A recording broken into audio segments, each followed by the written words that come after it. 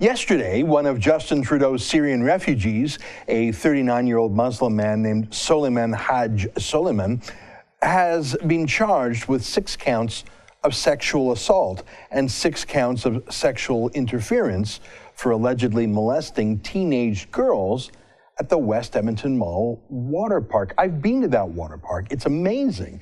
It's a civic institution. It's totally fun. It's really a modern wonder of the world.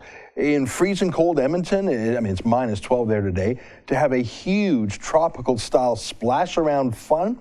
On Saturday night, there was a big private party there for nearly 2,000 people, members of the University of Alberta Staff Association and their families. What a fun, family-friendly night. But then this Syrian creep allegedly starts molesting girls, minors. What he's being accused of really is being a pedophile. Child Protective Services are now involved. Police are asking the public if anyone else was molested who just hasn't come forward yet. Yeah, Muslim mass sex assault has been brought to Canada by Justin Trudeau. But Trudeau's a feminist, so shut up. Let me tell you some more about the accused, Soliman Haj Soliman. He's a model refugee, part of the Liberal propaganda campaign to tell us how wonderful these folks are. He was interviewed through a translator, I presume. Here he is in Alberta Views magazine. Although we would love to go back, we know we can't. We came for the children so that they would have a future. Our sponsoring group in Edmonton makes the transition easier. It's nice here.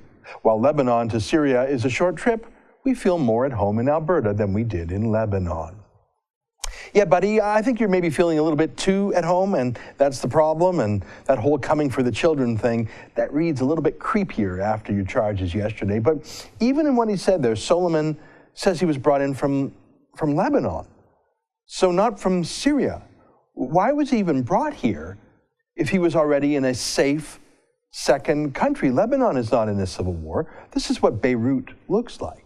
Why would we bring someone from Beirut to here? I mean, they speak Arabic. They have Arabic things, Arabic food. Why would they bring them here other than for a Trudeau photo op? As you know, the vast majority of these Syrian refugees who are actually scooped up from Turkey, Lebanon, Jordan, they don't speak English. They don't have education beyond grade school level. They have no prospect for employment in Canada, especially in Alberta, where there's 9% unemployment, even for Canadian men who already speak English, who have high school or more, who know a skilled trade, many of who actually have worked in oil and gas. They can't get jobs, but this guy from the Middle East is going to work out? So he's out marauding teenage pool parties. And that's the thing. I don't believe Justin Trudeau is properly vetting Muslim migrants for terrorism. He rushed them through too quickly for any meaningful background checks to be done. But that's the thing about dirty old men who grow up in Sharia societies where women are covered from head to toe, and any woman who is uncovered is regarded as haram or dirty. They come here, and yeah, they didn't manage to shuck off a millennium of cultural misogyny on a 10-hour flight. They didn't transform their mindset. So you take a misogynist Muslim supremacist, plunk him down in Canada. What did you think was going to happen? But my point is, that's not terrorism. That's not going to show up in some CIA database. That's just some sexist pig. He's scooped up in a country of sexist pigs that we have now unleashed on Canadian girls and women. This is not an opinion. This is a scientific fact, as determined by the Pew Research Center, which surveys countries around the world, including Muslim countries. They're not just sexist. They're deeply misogynist. They believe in a rape culture overwhelmingly. Here's how they roll in Egypt. They call this taharush. That's a woman they're dragging underground to rape her. Mass sexual assault of a woman by a group of Muslim men. The men don't come to her aid. They trap her in the mob. They swarm her. They take turns sexually assaulting her. No one's there trying to rescue her. And they think Western women are dirty prostitutes who deserve her. That's what happened to this woman here. That's CBS's Lara Logan, who made the mistake of going to Cairo's Tahrir Square and not covering up. So the Muslim mob there thought she was obviously a prostitute. So they mobbed her and raped her. What irony that same woman, Lara Logan of CBS, later interviewed Justin Trudeau about the risks of him importing Islam in its most unvarnished form to Canada. Here's how that went. Would you be just as comfortable if there was a terrorist attack carried out by someone who came through as a refugee? Ultimately, being open and respectful towards each other is much more powerful as a way to diffuse hatred and anger than layering on big walls and oppressive policies.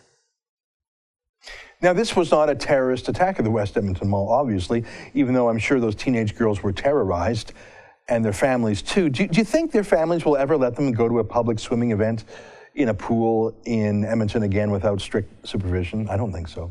Thanks, Syrian sexual predators. Thanks, Justin Trudeau. Now, this is not news. Swimming pools across Western Europe have basically been turned into no-go zones for Western women. Mass gropings, sexual assaults, even rapes, not just of women, of boys too. Here's an example. A Muslim refugee raped a 10-year-old boy in Austria and was convicted, but then a higher court acquitted him. You see, the 20-year-old Iraqi refugee rapist said he had a sexual emergency. And so he had to rape this 10-year-old boy. And he thought, Your Honor, I thought the boy consented. That's what he said, which of course would be legally impossible. A 10-year-old cannot consent to being raped.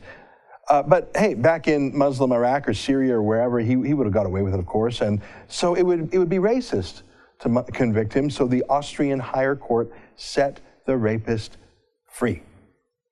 I wonder if Justin Trudeau would approve of that. Swimming pools across Europe now have posters and brochures like these, so absurd, telling Muslim migrants, don't sexually assault women, guys. Hey, guys. Don't sexually assault women. Don't rape them. Don't grope them. Don't hit them. Don't tear off their clothing. Okay, we showed you in a cartoon. Don't do it. Think that's going to work?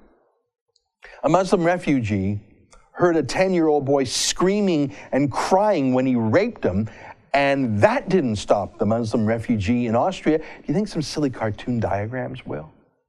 Hey, would you send your children to a swimming pool in Austria or Germany or Holland or France, or Edmonton? See, that's the thing. You pick up 35,000 people from the failed state of Syria, or now the surrounding countries. You just pick them up, and you just bring them to Canada, and you're not just moving them thousands of miles, you're moving them centuries to a place and a time where we don't treat uncovered women as raw meat. And to screen for that, to screen for these ideas, well, that means screening for Canadian values. You can't find that on some terrorist database. The Liberals won't screen for values, and now very few Conservatives have the courage to say they want to do that too. They all love the niqabs from head to toe, with a little eye slit. And if you're a man who forces his wife or daughters to live in one-woman body bags like that, one-woman prisons like that, how likely is it that you will respect women who don't dress like that? Women who wear bathing suits in public, maybe even bikinis. Odds are you will despise them or want to take advantage of them. Same thing. Like the Pakistani Muslim rape gangs that have run rampant through British towns like Rotherham, 1,400 white girls raped, sexually exploited. All the predators were Muslim Pakistanis. Almost all of the victims were white British girls. You can't screen for that in a police database. You have to ask every Muslim migrant what they feel about the place of women, the separation of mosque and state, about freedom, about culture, about the right not to have to be Muslim all the time, to be Canadian, which is more a higher priority. We don't dare do that. That's racist. We put political correctness for Islam ahead of freedom for women. Hey, feminism, you had a good run. From what, about, I guess, the suffragette movement, and then the 60s sexual revolution to, I don't know, maybe it'll last until 2020. It's pretty much over, isn't it? I mean, the official poster for the Women's March against Donald Trump was this: a woman in a hijab. That's pretty much a full circle from the burn your bra feminists of the 1960s, I think. A hijab is really a bra for your face. A niqab is a prison for your face. That's the feminist future. And don't get me started about how Islam treats gays. So how was this serial sexual assault in Edmonton treated in the Edmonton media? Do you even need to ask? In the CBC story, they did report the facts, give them credit for that. But then this: Mohammed Haq, Executive Director of the Islamic Family and Social Services Association said his concerns proved to be well-founded Wednesday. Oh, what concerns? That some girls were sexually assaulted? No, silly.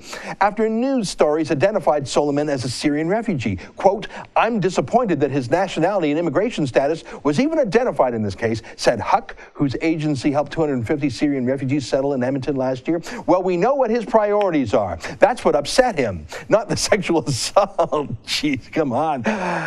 The fact that the Syrian refugee was named, he didn't want Soliman's identity revealed. And in fact, I'm shocked the CBC actually did not comply with his censorship wishes. You'll notice that the CBC didn't talk to any of the victims or any of their families or any feminists or anyone from a rape crisis center. No. They're immediately defending or deflecting from the criminal suspect. Do you think they would do that if the suspected molester were non-Muslim? Is that CBC-style Jian Ghomeshi journalism again? The CBC is very feminist on matters of violence, except if the victim is a conservative or if the perpetrator is a Muslim. Simple rules, easy to learn.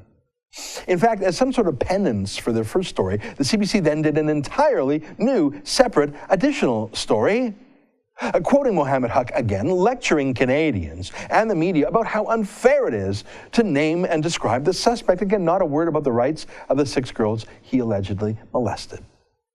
Same with Global TV. Here's their website, lots of sympathy for Muslim migrants, not a word about the Canadian girls, because they're not important. Foreign molesters are, come on. At least they mention who the criminal suspect is.